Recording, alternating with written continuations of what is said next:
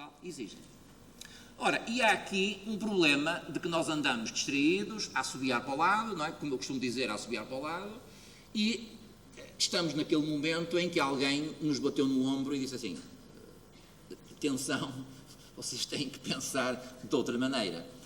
De que é que eu estou a falar?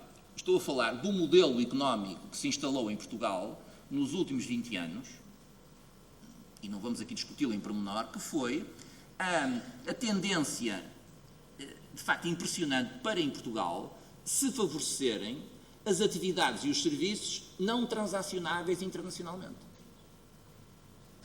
Ou seja, os recursos em Portugal, o capital, o dinheiro, etc., onde é que se aplicou o emprego? Onde é que se aplicou?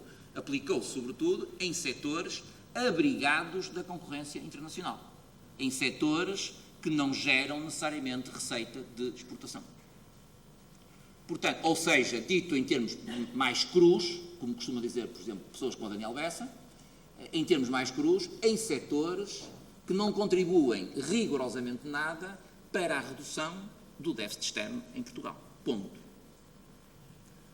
Ora, isto é dramático, quer dizer, o mundo das PTs, o mundo das EDPs, o mundo das grandes empresas públicas, o mundo dos serviços, o mundo da construção civil, o mundo da produção imobiliária, foram atividades que geraram, digamos, taxas altamente rentáveis e lucrativas e, portanto, que atraíram recursos, habitualmente numa economia de mercado.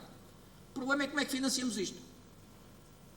E, de facto, hoje alguém nos tocou do ombro e disse assim: atenção que vocês não podem continuar, não vão poder, é muito interessante esse modelo, é muito interessante, revolucionou o país, absorveu muito emprego, muito qualificado, mas não há condições de financiar mais esse modelo.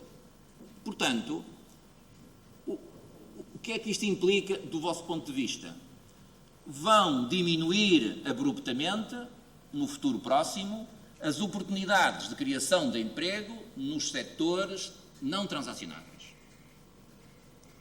Vai ser uma penosa transição e vamos ter que começar a criar muito mais emprego no setor capaz de gerar receitas de exportação. Ora, esta transição é penosa, muito penosa, não é? Vai demorar algum tempo, não é? Mas é a única possível, porque o mundo não nos quer financiar o outro, e está no seu direito.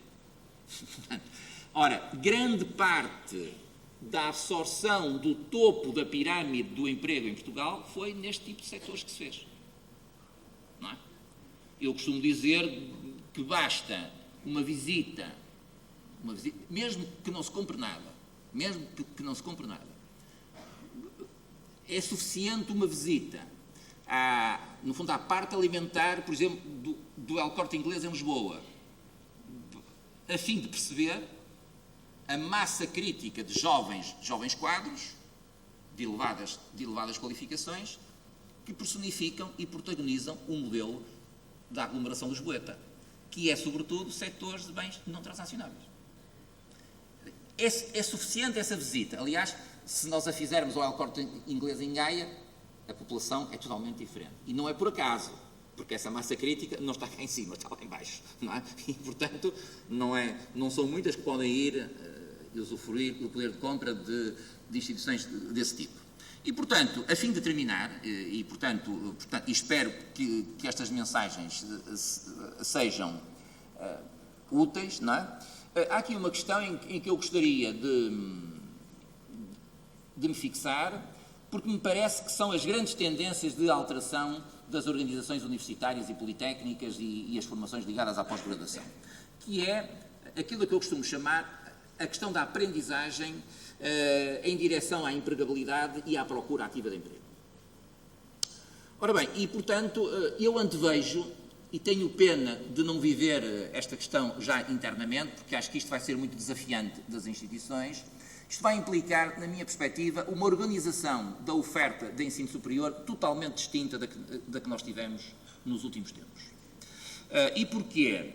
Porque nós vamos ter... Isto porquê? Porque estamos num ambiente em que a padronização dos cursos é muito fácil, o conhecimento é uma coisa que circula muito, e, na minha perspectiva, o que vai excetuando as universidades de topo, no fundo aquelas em que se produz muito conhecimento, etc., onde a ligação, investigação e formação é muito ativa, mas nem todas as universidades vão poder jogar nesse campeonato. Quer dizer, é uma pura ilusão, quer dizer, é uma pura ilusão admitir que todas as universidades e politécnicos vão jogar numa primeira liga internacional, a nível da produção de conhecimentos. Isso, porquê? Porque é o problema das massas críticas, não é? O problema das massas críticas, não é? E, portanto, as massas críticas de gente na investigação acabam por diferenciar. Mas, portanto, excetuando essas universidades, na minha perspectiva, o que vai distinguir as universidades são os modos de funcionamento dos campos e das organizações. É a atmosfera dos campos. É o clima. E aí vai-se ver onde é que estarão as grandes organizações que vão dinamizar a procura ativa de emprego, vão dinamizar o empreendimento e vão dinamizar uma coisa que em Portugal nós temos muita dificuldade em aprender, que é ensinar para a capacidade de resolução de problemas. A grande parcela dos cursos universitários em Portugal não forma para a capacidade de resolução de problemas.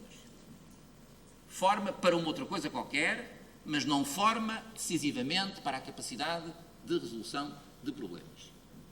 Ora, a capacidade de resolução de problemas é uma das competências que as empresas estão a procurar mais. Obviamente que sim, e por razões que não vale a pena aqui explicitar. Começam a aparecer em Portugal os primeiros, por exemplo, apareceu em Portugal o primeiro curso de medicina orientado nesta perspectiva. O curso de Medicina de Braga é um curso muito orientado para a capacidade de resolução de problemas, vai implicar uma aprendizagem. Há quem diga que esses médicos irão sair muito pior formados do ponto de vista teórico e científico. Iremos ver. Mas, pelo mundo fora, há hoje universidades organizadas para a formação de competências e, sobretudo, para a capacidade de resolução de problemas, que é uma forma mais integrada, mais interdisciplinar de ensinar e menos,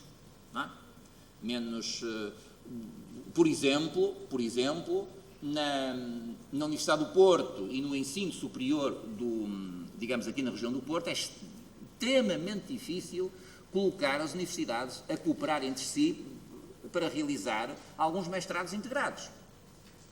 É trágico isto. Isto é, as universidades não se conseguem entender a fim de montar formações mais transversais, não é? E, portanto, no fundo era com esta referência que acabava. Portanto, e aí os estudantes têm um papel determinante e ativo neste aspecto. Na minha perspectiva, não são os professores nem os funcionários que vão influenciar as organizações dos campos. As organizações dos campos universitários vão partir da vossa iniciativa. Ou vocês vão ser exigentes, imaginativos e criativos em ajudar a criar verdadeiros campos universitários de estímulo à criatividade, ao empreendimento, à iniciativa, etc., e não campos universitários que se desertificam à primeira oportunidade, não é? Ora, na minha perspectiva, ou os estudantes são capazes de mudar este ambiente, ou, vendo a minha classe, não é? E vendo os interesses dos funcionários, a não ser, e a intervenção da Sofia Veiga acho que é importante com isso, porque é um serviço dentro de uma universidade que se preocupa, digamos, com este tipo de coisas, retirando esta componente do apoio à vocação profissional, não vejo agentes ativos. Portanto, poderá haver um ou outro entre os professores. Portanto, a dinâmica dos alunos irá ser aqui essencial e, portanto, irão ter vocês um papel em obrigar as instituições a recriar ambientes em termos de campos universitários que sejam mais estimulantes e façam aprendizagem em relação à empregabilidade, não é? E não aprendizagem em abstrato. Isso, nos próximos tempos, na minha perspectiva, acabou, não é? E, portanto, o que vai diferenciar, e no momento de se pagar a propina, daqui a uns tempos, vai pesar muito esta opção de saber em que ambiente é que eu me vou inserir, do ponto de vista organizacional. Isto é um grande desafio aos modelos organizacionais das universidades e, portanto, e alguma pena tenho de não viver isto, digamos, através de dentro, mas estarei atento como observador exterior. Obrigado.